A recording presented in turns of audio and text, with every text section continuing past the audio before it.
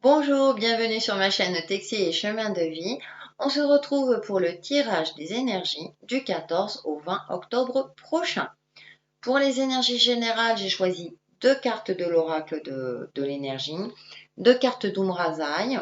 Et comme d'habitude, vous avez vos trois tas au choix. Et pour vous aider à choisir, j'ai imprimé des images. Donc pour le tas numéro 1, nous avons la rose. Le tas numéro 2, nous avons le symbole du yin et du yang. Et pour le tas numéro 3, le papillon coloré. Donc en attendant de choisir votre ou vos tas, nous allons passer aux énergies générales. Et avec l'oracle de l'énergie, nous avons le sixième chakra archange Métatron, accompagné de l'anxiété. D'accord. Alors peut-être que cette semaine, pour certains d'entre vous, c'est une semaine un petit peu difficile, vous avez trop de factures à payer, par exemple, bien sûr.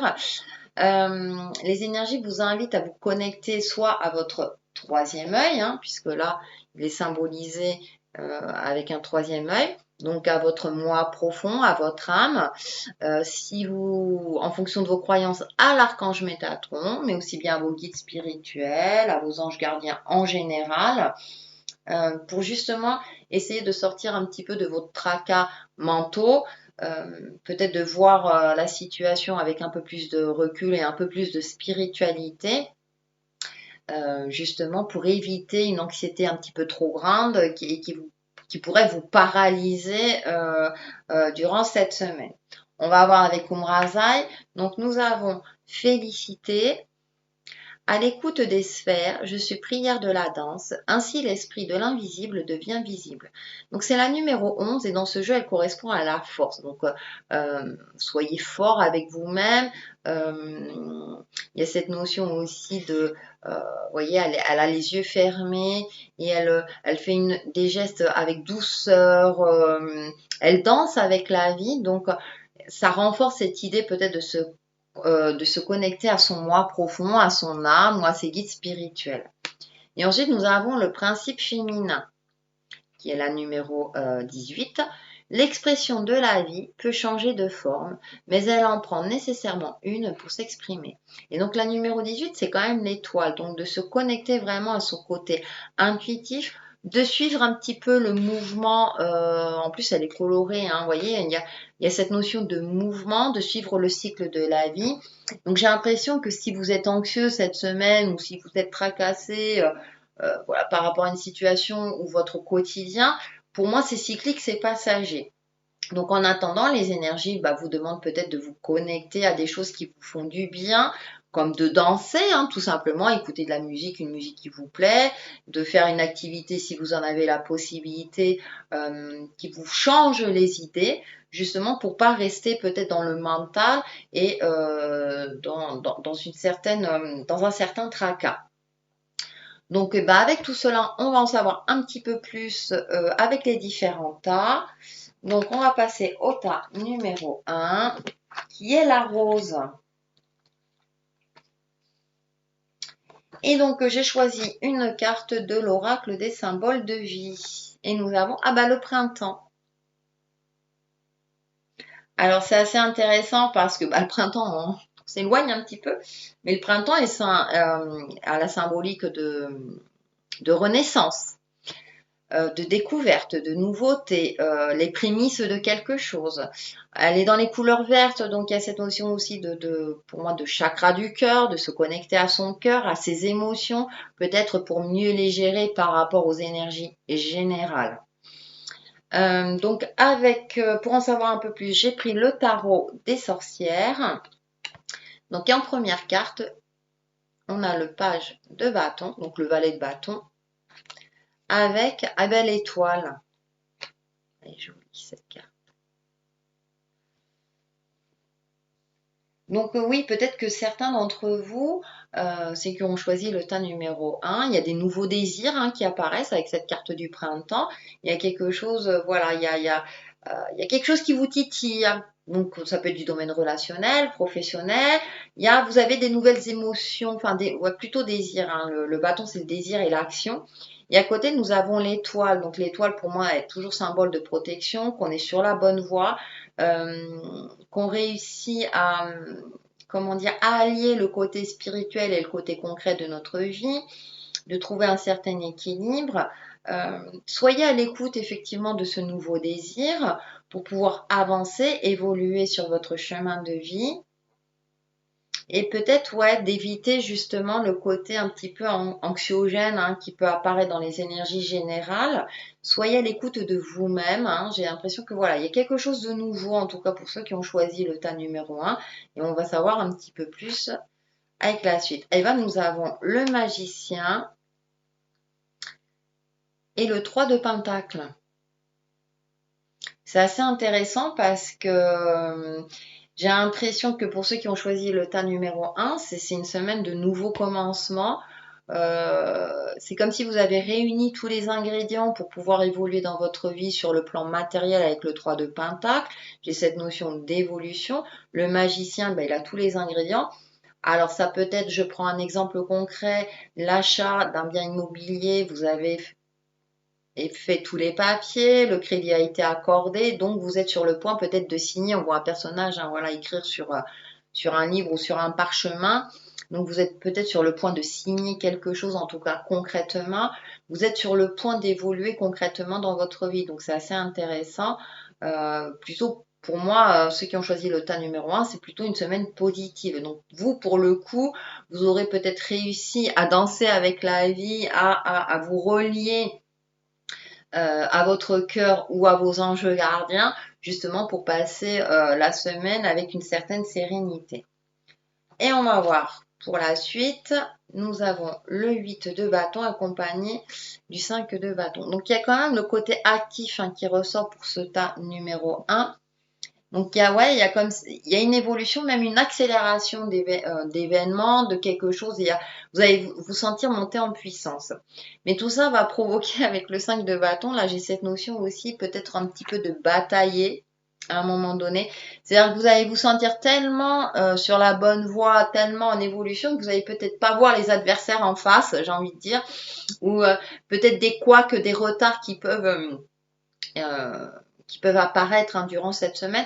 Mais pour moi, ça va être quelque chose de passager puisque vraiment, globalement, c'est très, très positif. C'est juste avec le 5 de bâton, ce côté peut-être de s'affirmer, de défendre vos droits, par exemple, de défendre une situation, de défendre aussi votre point de vue.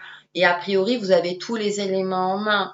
Donc, pour avancer durant cette semaine sereinement, tout simplement.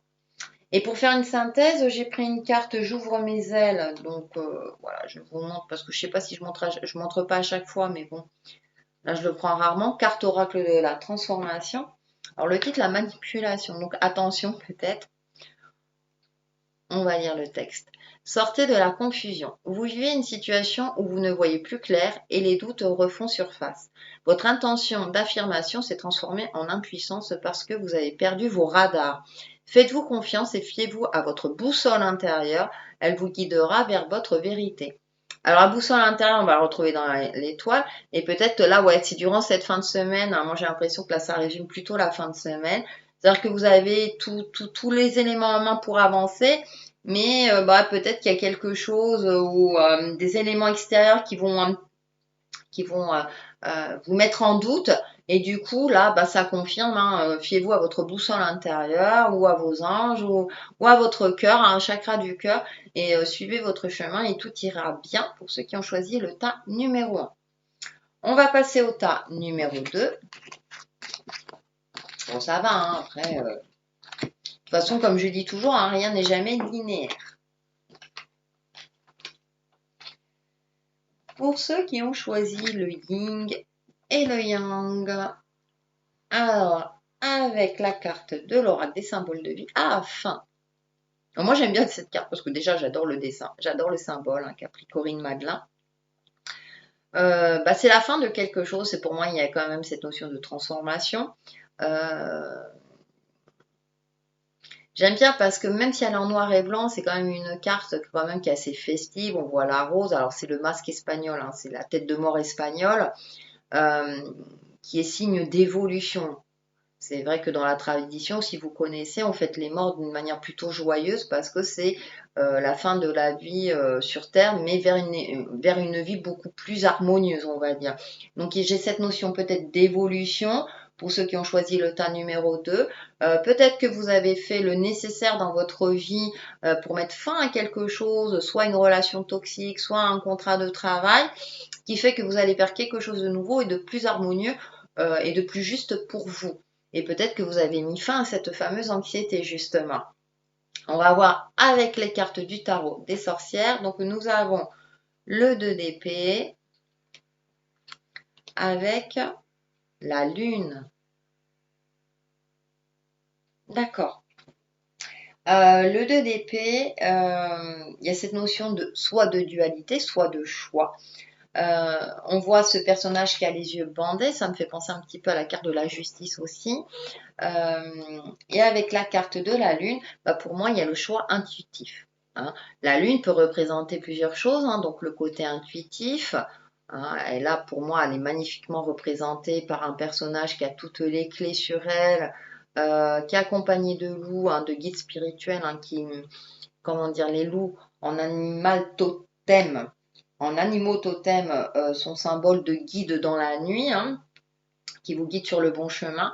Donc pour moi, j'ai plutôt une guidance et vous allez avoir cette capacité-là de vous connecter justement à votre intuition pour faire le choix qui vous convient le mieux. Et comme on a cette carte-là, je veux dire en énergie principale concernant ce tas, donc j'ai l'impression que ouais, vous avez cette capacité-là pour vous connecter à votre âme, bah, voilà, pour faire le choix qu'il vous faut et par rapport à la situation qui vous parle. Eh bien, écoutez, nous avons l'as de bâton et nous avons la tempérance. Ce qui est intéressant, c'est que l'as de bâton, c'est quand même le bâton, c'est quand même l'action, donc vous allez passer à l'action, hein, vous allez faire le choix pour commencer quelque chose de nouveau. On voit le papillon qui est le symbole de la transformation, quelque chose de beaucoup plus lumineux, qui est beaucoup plus...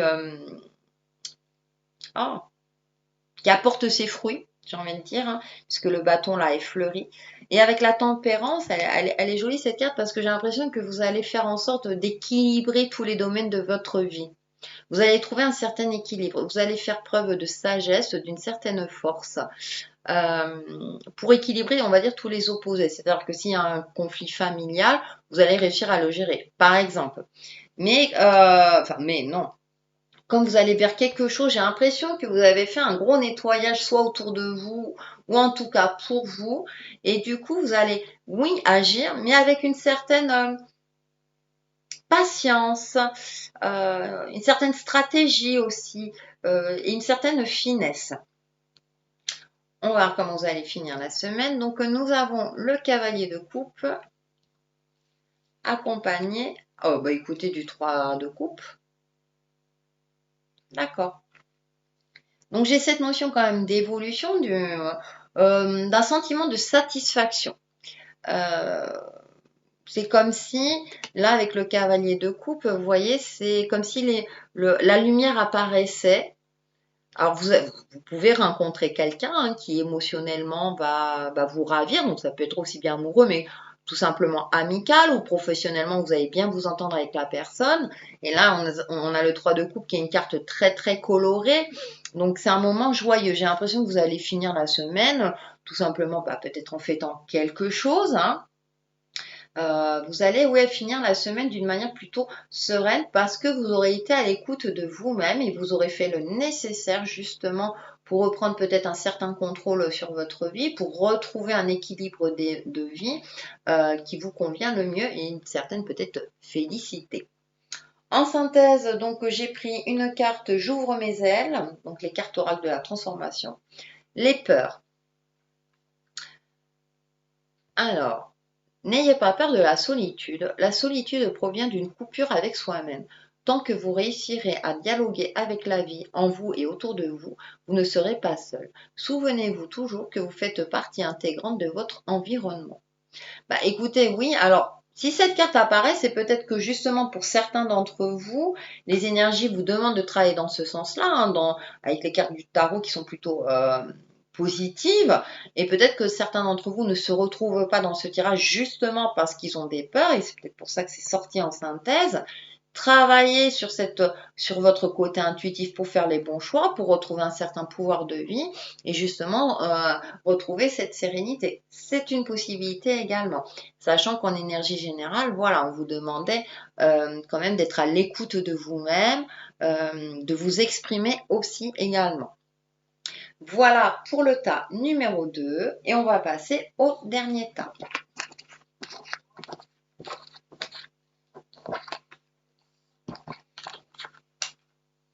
Alors, le dernier tas, c'est le papillon.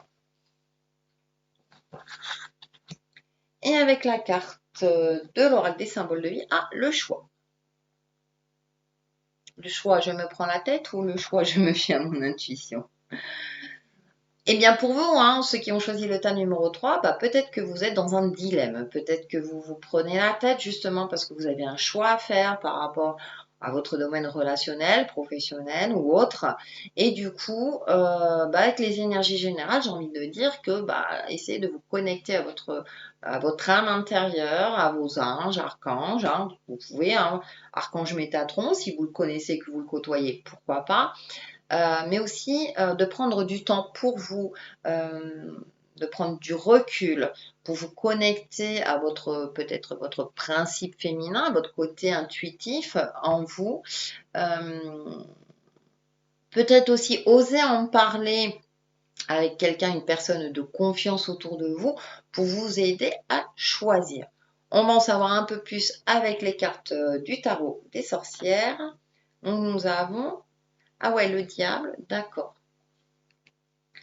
Avec le 9 de bâton. C'est intéressant. Vous êtes peut-être dans un dilemme pour ceux qui ont choisi le tas numéro 3.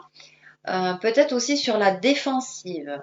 Vous êtes en dualité avec vous-même entre vos désirs, ce que vous souhaitez et le côté concret de votre vie. Pour certains d'entre vous, ça peut être aussi une addiction qui vous paralyse et qui fait que du coup, vous ne savez plus comment agir et vous êtes peut-être, j'ai cette notion peut-être d'agressivité aussi. Pour certains d'entre vous, bien sûr, je rappelle, ce sont des énergies générales. Mais si vous avez choisi ce tas-là, c'est peut-être qu'il y a une notion de prendre en compte votre côté sombre. Qu'est-ce qui fait que les choses n'évoluent pas ou que vous n'arrivez pas à choisir? N'évoluent pas dans le sens que vous souhaitez, pardon. J'essaie de finir mes phrases. J'ai plein de choses qui me viennent en tête et que vous n'arrivez pas à choisir. Et du coup, vous êtes dans une... Vous voyez, là, par rapport au jeu, le soleil est derrière. C'est comme si elle cachait un petit peu la lumière du soleil. Alors, soit elle le protège, elle protège cette lumière, soit elle la cache. Donc, on peut l'interpréter de deux manières différentes, sachant qu'à côté, il y a quand même le diable. Donc, j'ai cette notion que vous n'arrivez plus à voir les choses, vous n'êtes peut-être pas objectif par rapport à votre situation ou par rapport à vous-même. On va en savoir un petit peu plus. On a la papesse ou la grande prêtresse avec, le roi de bâton. D'accord. Eh bien là, c'est le côté spirituel, intuitif est renforcé. On voit la papesse, là, elle est posée, elle est connectée à elle-même, elle a le savoir en elle. Elle sait, mais elle l'exprime pas forcément. Et à côté, on a le roi de bâton qui lui plutôt qui assume ses désirs, qui assume son pouvoir créateur. Qui est même souriant. Alors, il peut être un petit peu moqueur, certains peuvent le voir un petit peu moqueur ou satisfait en tout cas de sa vie. Donc, j'ai cette notion de dualité pour moi qui ressort entre votre sagesse intérieure et le côté que vous exprimez. Peut-être que vous êtes trop... vous cachez quelque chose. Peut-être qu'il y a quelque chose en vous qui est en train de vous détruire. C'est un mot un peu fort, mais qui est en train de vous ronger. Et du coup, vous êtes un petit peu à la croisée des chemins, j'ai l'impression, pour ceux qui ont choisi ce tas-là.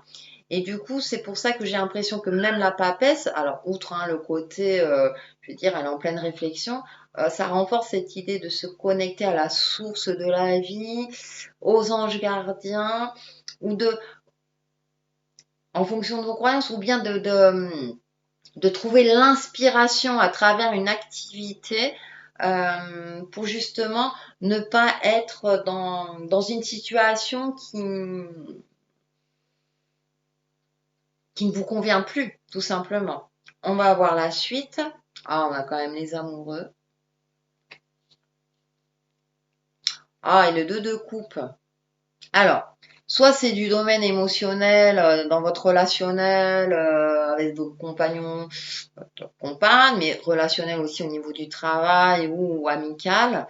Par contre, on finit quand même avec les amoureux et le 2 de coupe. Le 2 de coupe, c'est un partenariat, là on le voit. Les amoureux, il y a deux possibilités, mais là dans ce jeu, on voit quand même un couple qui s'unit et apparemment la relation est protégée par un ange. Et on a la pleine lune derrière. Je dis bien dans ce jeu parce que dans certains jeux, ça peut aussi représenter, même de façon générale, aussi une certaine dualité. Mais comme j'ai la carte de partenariat à côté, euh, peut-être que vous doutez de votre union actuelle avec votre compagnon, du coup ça vous prend la tête, du coup vous êtes sur la défensive, du coup vous êtes peut-être maladroit ou maladroite par rapport à celui-ci ou à celle-ci.